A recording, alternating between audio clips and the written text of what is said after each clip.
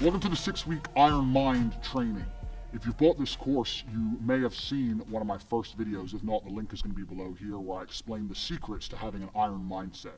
So I'm going to preach the virtues of an iron mindset. I know all of you bought this because you understand how important it is to have a mindset of iron, but I'm going to sit here and once again explain to you how different the world is when you have a mind which isn't warped and affected easily by outside influences.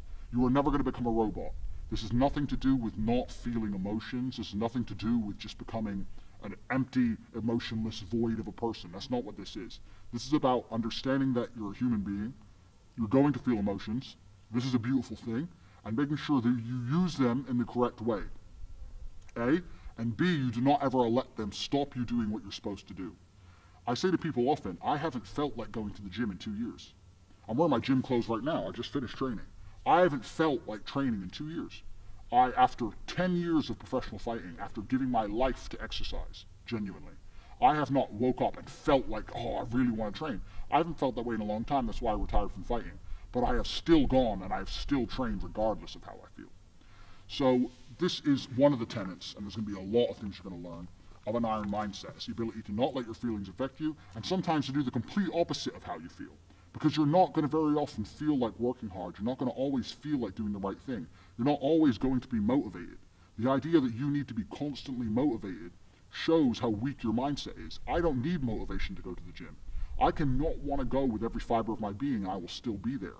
Because I use my cerebral ability, I use my mind, and I logically decide what I'm going to do with my day regardless of how I feel, regardless of whether I'm motivated or not. This course is going to be 6 weeks. That's going to teach you how to put together a mindset that allows you to get things done. Because that's all life is, and that's all the world is. Life is just getting things done, doing the right things, doing the important things, making sure they're done efficiently and thoroughly so that you live the best possible life. It's as simple as that. It's not particularly complicated. A lot of the lessons that you would need to learn, I gave out in my free video. So if you've not seen that video, once again, the link is below. Watch that video for a start, because that teaches you some very, very important things about where your mind should be to begin.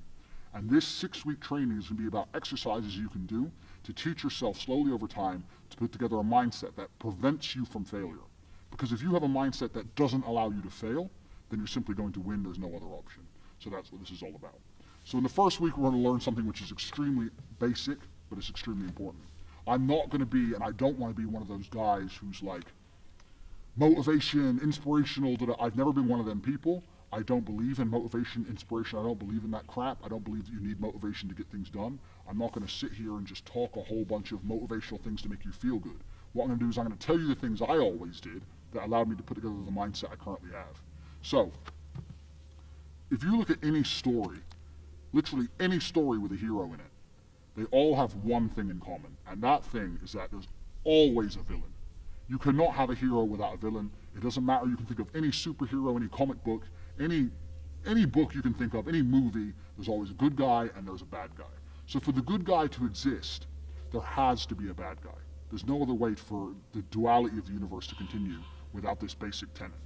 So you want to be the good guy in your story. You want, and in every, I've said this before actually, as a man, life is going to be difficult. It's more difficult than being a woman. It's more difficult than anything else. So it's very easy to see yourself. Life is actually easier as a whole if you see yourself as a hero. Because in every single hero story, the hero suffers.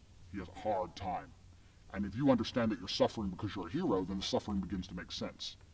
So you can be sitting here right now going, my woman doesn't respect me, I have no money in the bank, this is difficult, I'm struggling here, I'm struggling there. You can feel sorry for yourself, or you can say, yeah, my woman doesn't respect me, I'm struggling, I can't make money, but you know what, that's because I'm a fucking superhero. And my life's going to be hard, because I'm a man. And as a hero, it's going to be difficult. These are the tests and the trials and tribulations I have to go through to become someone. Every single male superhero went through a whole ton of shit before he became superhero. You've seen the Batman movies. His parents died. He was locked up in jail. All these bad things happen, and then they emerge as the hero. And this is done for a reason, because it's the reality of life, especially as a man. So right now, you have to understand that you're the hero in this movie, and if you're struggling for a very important reason. And how you handle these struggles and how you deal with these struggles is going to decide the kind of person you're going to be afterwards. You're either going to be a superhero, or you're going to succumb to them and you're going to fail. So be happy that you're struggling, because that's important. That's the first thing. Second thing is, there has to be a villain. Now, most people think their villain is someone else. You see this all the time. The villain's the opposite of the hero. So if you're sitting at home and you haven't got much money and you're broke and you're pissed off and you're depressed, and you look at me and I have 4 supercars and all these girls, I'm traveling the world, I go everywhere I want, you may think I'm your villain. People look at other people and say, oh, that guy has this guy has this, and they become envious and they think that's the villain. That's not true. That's not the case, because every single person has different circumstances. There are things you have that I don't have, and there's things I have that you don't have. So I may have had a genetic gift over you, for example, because I'm a fantastic kickboxer. But you may have been born more wealthy than me. I was born in a very, very poor family. So I had advantages and disadvantages. You had advantages and disadvantages. So comparing yourself to other people is asinine, and it's inane because it's not a level, fair playing ground. There are some people who are born to millionaire parents who are gorgeous, model, good-looking, and have six-packs without trying. Some people are lucky like that. That's just how it is. So comparing yourself to these people is not going to help you. Your villain is nobody else. Your villain is someone you're going to create. And you're going to create your villain because he's going to motivate you to be the most powerful hero you can possibly be. So you're going to create your villain. And this is the task for the first week. This is a 6-week training course. And over each week, you have a very important task. And the task for this week is to create your villain. To make sure that there was no disadvantages involved, your villain's going to be a clone of you. But what your villain's going to have is he's going to have some things you don't have. And your villain is going to be the person who basically, without requirement for motivation, without being, no matter how he feels that day, no matter how stressed he is from work, regardless of what happens to him, your villain's going to be the guy who always does exactly what he wants to do. So your villain's going to be the guy who goes to the gym regardless of how he feels. Your villain's going to be the guy who approaches every beautiful girl he ever sees and says, hey, I really think you're beautiful. Goes over to them and talks to them. Your villain's going to be the guy who asks for a raise at work.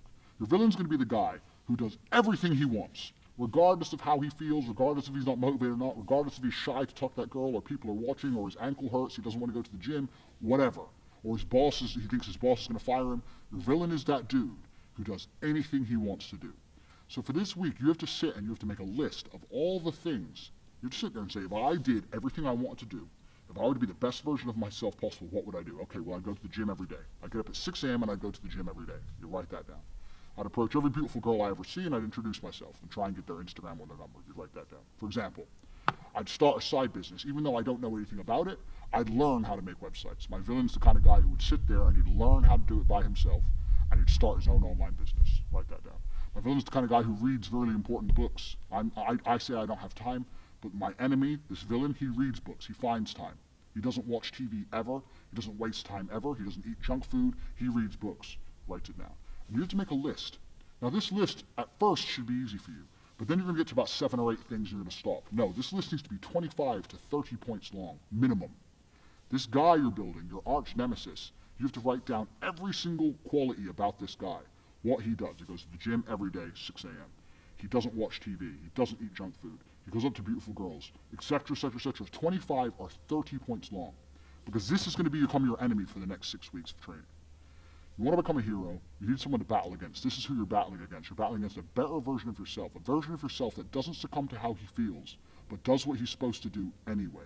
So this is who your villain's going to be.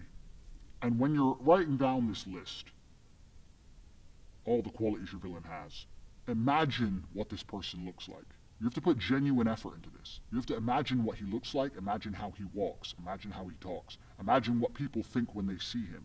Imagine how different you would be if you had been going to the gym every single day for an hour and a half, every single day for the last 2, 3, 4 years. Imagine it. Imagine how differently people would look at you. Imagine how differently females would treat you if you were jacked like that guy would be.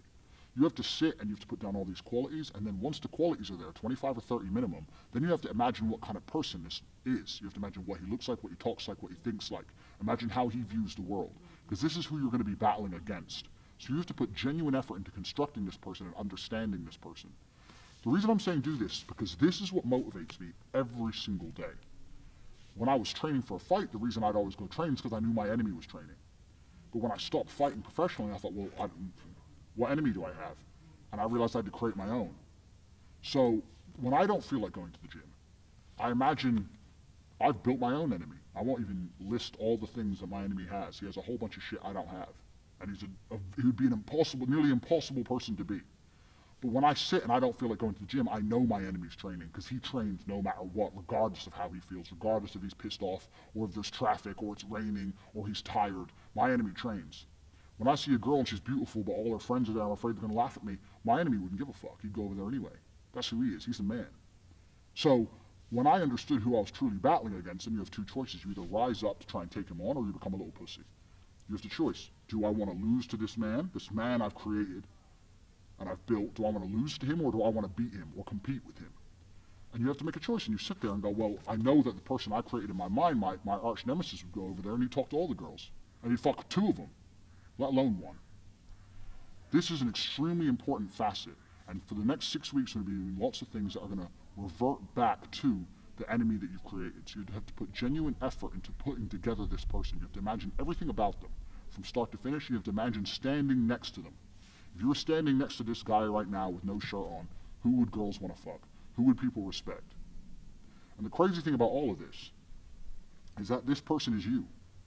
This person is you. It's just you with a little bit of a different path or a different take on life. It's you who's the person who does whatever he's supposed to do regardless of how he feels. It's you with an iron mind. This is the exact point of it. The reason creating this enemy is so important, and the reason viewing him and seeing how he sees the world and understanding how important and powerful this person is important, is because that person is you. That person is you who does what he's supposed to do without fail. That's all it is. And when you truly, truly put this person together and you truly, truly understand him, and you find out what you could be and you find out what you're battling against, you're going to become far more difficult to demotivate.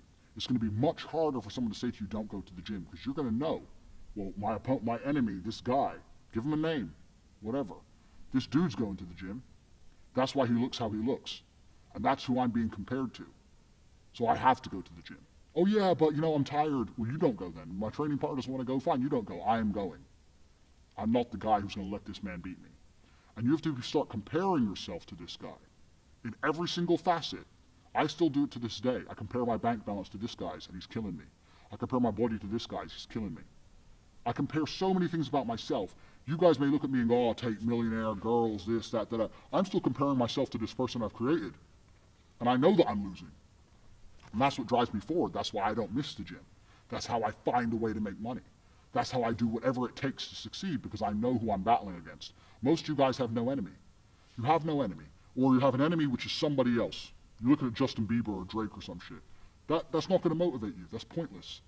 It's not going to help you. Or you have no enemy at all. You have a support structure around you, and you have people who say, oh, you're great just the way you are. You're beautiful just the way you are. And you're sitting there and living in your little comfort zone like a little bitch. Bullshit. Put this enemy together from start to finish. Feel free to email me the list. Email me the list. I'll see if there's anything you've missed out.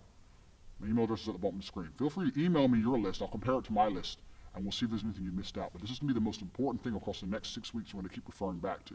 And when you truly put this list together, you truly create this person and truly understand that it could be you, it's going to be far more difficult to stop you doing what you need to do in the future.